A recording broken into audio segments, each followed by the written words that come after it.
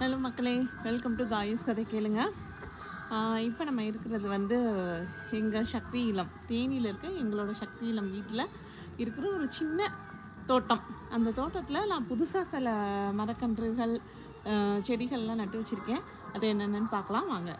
இமாம் பசந்து மாம்பழம் கேள்விப்பட்டிருக்கீங்களா? அது மாங்கன்று, இட்லி பூ, 2 வகை இட்லி பூ, அரளி செடி, எலுமிச்சை பழமரம், இது சேஞ்சிங் ரோஸ், இது மூங்கில், இது ஒரு செம்பருத்தி, பவளமல்லி, புங்க மரம்னு சொல்லுவாங்க அந்த மரம், இது முருங்கை மரம், இது வச்சு ரொம்ப நாள் ஆச்சு, பாரிஜாதம், இது வெள்ளை கலர் செம்பருத்தி, இது பிச்சிப்பூ, ஜாதிப்பூ சொல்லுவாங்க அது. இது வந்து துபாய் நாட்டிலேருந்து கொண்டு வந்த மருதாணி செடி.